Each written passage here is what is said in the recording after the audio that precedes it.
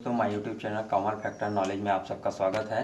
जैसे कि रूस यूक्रेन अटैक चल रहा है, आप लोग सब जान रहे हैं। 24 दिन का हो ही गए हैं और युद्ध अभी भी जारी है और युद्ध की स्थिति ऐसी बन चुकी है कि अब दोनों देश बहुत ही अपनी आर्थिक स्थिति को ही कमज़ोर बना डाले हैं।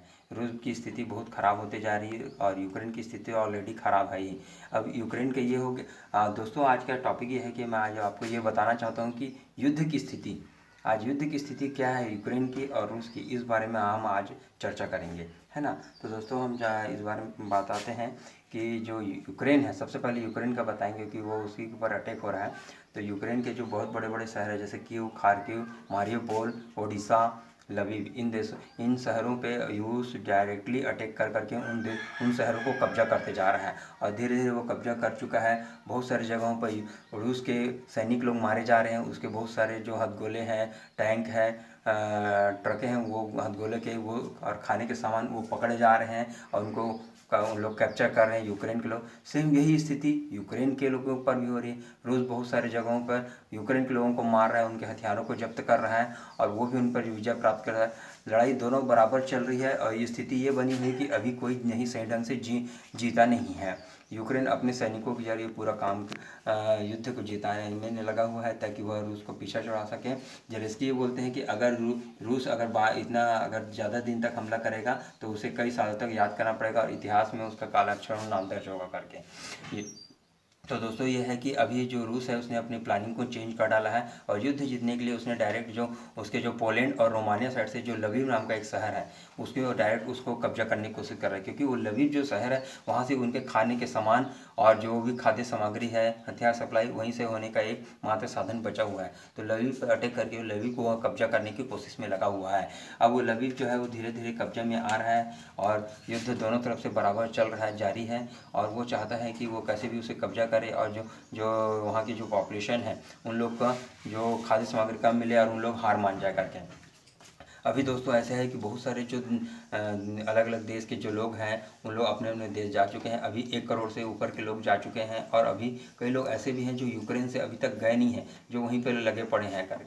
और उन लोग पर अब वो रिहायशी इलाकों में जो यूक्रेन रूस जो है अटैक कर रहा है उसके कारण से क्या हो रहा है कि बहुत सारे लोगों पर वहाँ हमला हो रहा है। कहीं सिनेमा हॉल में, ऑडिटोरियम में, कहीं पे शासकीय भवनों में, कहीं शेल्टर में, कहीं बंकर में हवाई हमला हो रहा है, तो कहीं पे ज़मीनी स्तर से हमला हो रहा है और उन स्तरों में कई जगह सिविलाइजेशन का घायल हो रहे हैं, कई जगह ख़त्म भी हो रहे हैं। तो इसको प्रोपेगेंडा करके भी फैलाया जा रहा है कि ज़्यादा लोग मर रहे हैं, कम हो रहे हैं करके। रूस अपने तरफ से आधिकारिक रूप से घोषणा कर रहा है कि इतने इतने लोग मर रहे हैं करके, और दूसरी तरफ जानकारी मिले कि ज़्यादा मर रहे हैं।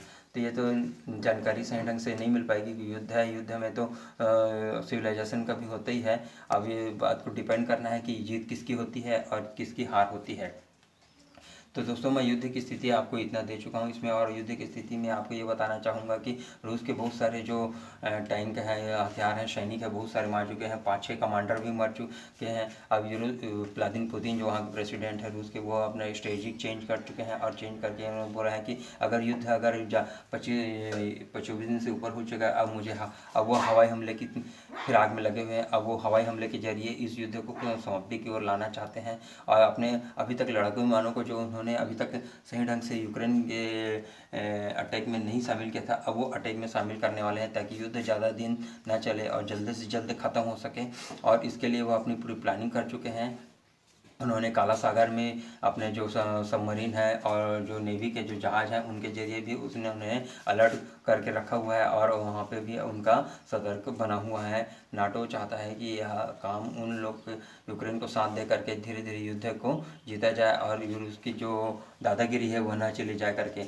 अमेरिका के जो प्रेसिडेंट है जो बाइडन ने, उन्होंने कह दिया है कि जो व्लादिमीर पुतिन है वो क्रिमिनल है करके, युद्ध वार क्रिमिनल है करके, ऐसे भी उन्होंने कह दिया है। मगर इससे व्लादिमीर पुतिन के ऊपर में कोई प्रभाव नहीं पड़ता है। उन्हें जो करना है वो करके ठानेंगे, क्योंकि वो जान चुके हैं कि उन्हें अपने देश को प्रभुसत्ताक बना के रखना है। अभी रूस में भी कई जगह सांप्रदायिक दंगे हो रहे हैं। रूस में भी कई लोग में आर्थिक तंगी आने वाली है। मगर रूस जो है वो एक विकसित देश है और विकसित देशों के साथ उसमें उनके पास में आर्थिक तंगी का निपटाने के लिए भी उनके पास बहुत सारे विकल्प उन्होंने खोज कर रखे हैं। उन्होंने पेट्रोलियम उत्पाद, कच्चा तेल प्राकृतिक गैस, इसको भी जो यूरोपीय देश को न दे के एशिया है, यूरोप में वो दे करके उनको अपना बैलेंस बना सकते हैं, आर्थिक तंगी को दूर कर सकते हैं। वो चीन है, भारत है, ऐसे बड़े बड़े मुल्कों में अपना प्राकृतिक गैस, कच्चा तेल को दे करके अपनी आर्थिक तंगी को दूर कर सकते हैं।